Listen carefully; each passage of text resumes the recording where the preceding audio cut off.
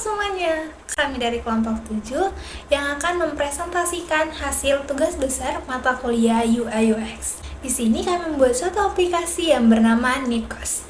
NeedCost sendiri memiliki arti yaitu butuh kos. Namun, aplikasi ini tidak hanya tertuju kepada pengguna yang membutuhkan kos saja. Namun, aplikasi ini juga memiliki makna yaitu kebutuhan kos, seperti catering, laundry, preloved, dan kelola keuangan. Sebelum masuk ke tahap pembahasan selanjutnya, kita perkenalan dulu nih sama anggota kelompok 7. Nah, anggota dari kelompok 7, yang pertama ada saya sendiri, Felicia Maria Slaban, ada Alisa Damara, ada Stania Klorita sebagai ketua kelompok, dan ada Imelda Trianipa. Dan ini dia job desk dari masing-masing tiap anggota. Selanjutnya ada tujuan dan manfaat dari pembuatan prototipe aplikasi NeedCost. Dengan adanya prototipe aplikasi NeedCost ini dapat membantu merepresentasikan gambaran nyata atau memvisualisasikan bagaimana sih aplikasi NeedCost ini dapat beroperasi, sehingga dapat diinteraksikan nanti kepada user untuk mengetahui kebutuhan dan keinginan dari user tersebut, yang nantinya dapat menjadi bahan evaluasi untuk pengembangan dari aplikasi NeedCost. Nah, selanjutnya mari kita lihat prototipe dari aplikasi NeedCost. Untuk tampilan awal ada splash screen yang memuat logo, nama, dan juga tagline dari aplikasi NeedCost. Next, ada bagian onboard yang berisi spoiler dari layanan yang akan kami tawarkan di aplikasi NeedCost. Selanjutnya, pada halaman daftar sekarang, kalian dapat memilih ingin menjadi pemilik usaha ataupun menjadi anak kos. Di sini kita coba untuk menjadi pemilik usaha dulu ya. Nah, kalian diminta untuk memasukkan nama, email, dan juga password. Next, nomor telepon. Setelah itu, kalian akan mendapat kode verifikasi. Setelah memasukkan kode verifikasi, kalian diminta untuk login menggunakan akun yang telah didaftarkan. Setelah itu, kalian diminta untuk mengisi usaha kalian, baik itu deskripsi maupun gambar dari usaha yang akan ditawarkan di aplikasi NeedCost. Nah, ini dia halaman beranda dari pemilik usaha. Pada bagian atas terdapat profil, nama, dan juga jumlah penghasilan yang telah didapatkan dari aplikasi NeedCost. Next, kalian juga dapat menambahkan usaha baru seperti laundry, catering, kos, ataupun preloved barang kos. Setelah itu, pada halaman chat di sini berisi tentang pesan yang kalian dapat dari pihak pemesan. Next, pada halaman pesanan terdapat pengajuan booking, kontak dari penyewa, serta kelola tagihan.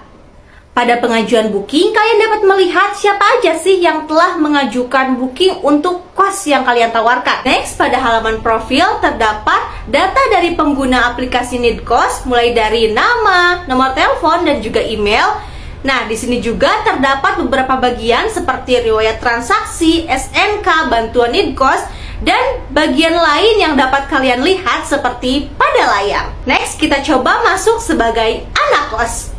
Untuk alur dari sign in sampai dengan login itu hampir sama dengan pemilik usaha, hanya bedanya setelah kalian login sebagai anak kos tidak diminta untuk menambahkan data usaha. Next, ada halaman beranda anak kos. Di bagian atas, kalian dapat melihat kolom pencarian dan juga avatar dari pengguna.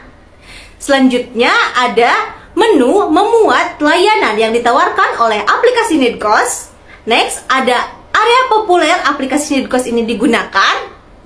Selain itu, ada rekomendasi kos yang memiliki rating tinggi. Selanjutnya, kita lihat dari halaman favorit. Di sini memuat wishlist favorit kalian, mulai dari catering, kos, preloved, ataupun laundry. Lanjut, halaman pesanan memuat status pemesanan kalian, baik itu yang belum dibayar ataupun yang sudah selesai. Next, ini dia halaman profil, hampir sama dengan profil dari pemilik usaha. Selanjutnya, mari kita lihat menu yang ditawarkan NeedCost pada anak kos. Pertama, ada menu pesan kos. Di sini kalian dapat memesan kos yang diinginkan. Nah, ada banyak banget kan pilihannya, mulai dari yang murah sampai yang mahal. Setelah kalian memilih, kalian dapat melihat dulu fasilitas yang ditawarkan. Setelah itu, melakukan pemesanan. dan melanjutkan ke pembayaran. Next, yang kedua ada menu cari makan. Di sini kalian dapat memesan catering dengan paket baik itu yang 1 minggu, 2 minggu, 3 minggu, bahkan yang 1 bulan. Nah, untuk pembayarannya atau transaksi selanjutnya hampir sama seperti yang pemesanan kos. Ketiga, ada menu laundry. Nah, di sini kalian akan disajikan atau ditawarkan beberapa laundry. Setelah kalian memilih yang mana yang paling diinginkan, kalian dapat melakukan pemesanan sama seperti melakukan pemesanan di pesan kos ataupun yang catering tadi. Nah, untuk laundry dan juga catering, kalian itu nggak perlu repot-repot datang ke tempatnya karena kami sudah menawarkan jasa untuk antar jemput. Yang keempat, ada menu pre-love barang kos. Pada menu ini, kalian sebagai anak kos dapat melakukan transaksi jual beli, baik itu barang kos yang udah pernah dipakai ataupun yang belum pernah kepake gitu. Dan kalian berniat untuk menjualnya. Selanjutnya, di menu kelima itu nggak kalah penting, yaitu menu kelola keuangan. Di sini dapat membantu banget buat kalian para anak kos untuk mengelola keuangan, baik itu pemasukan maupun pengeluaran.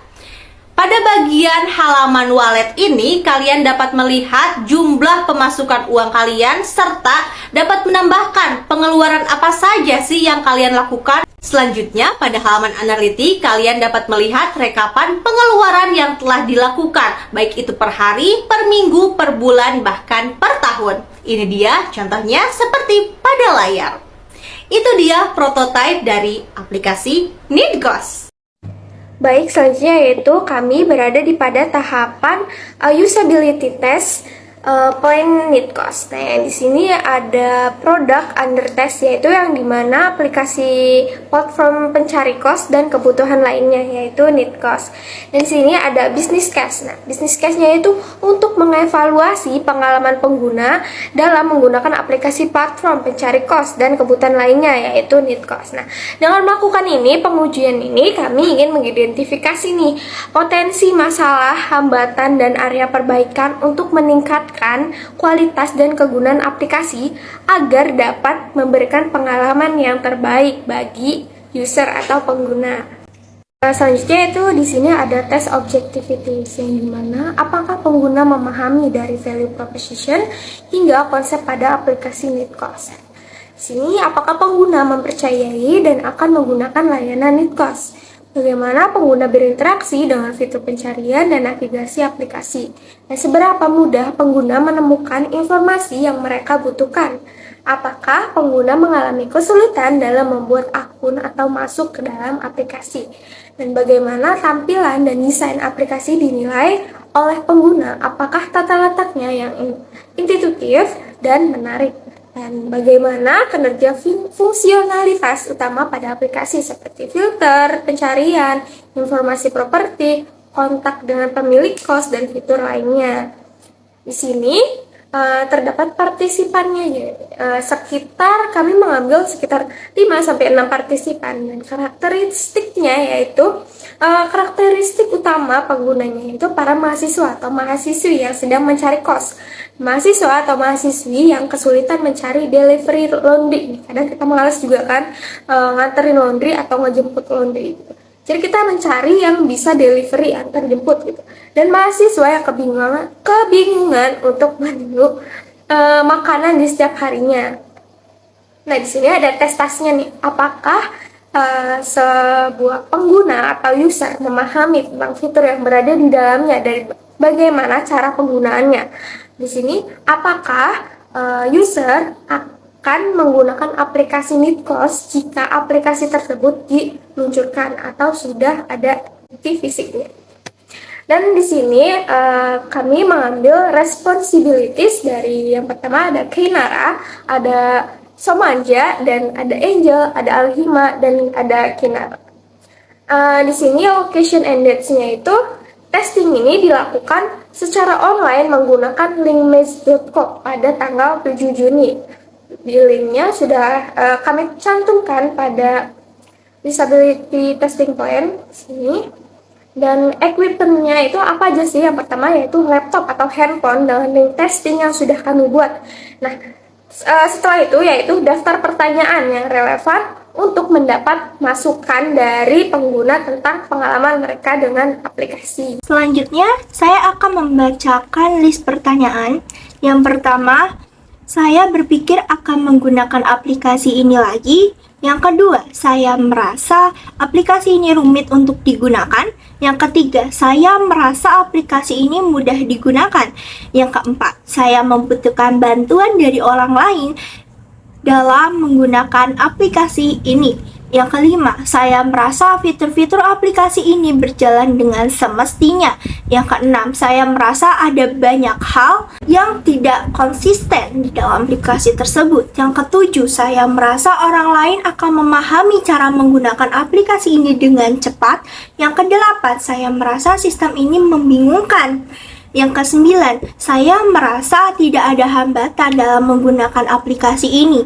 Yang kesepuluh, saya perlu membiasakan diri terlebih dahulu sebelum menggunakan aplikasi ini. Yang kesebelas, bagaimana sih saran Anda tentang aplikasi ini? Selanjutnya, usability testing penggunaan tools match.com. Ini adalah record hasil dari penggunaan testing yang sudah dilakukan. Nah, untuk tahapannya, user akan masuk ke dalam main screen terlebih dahulu.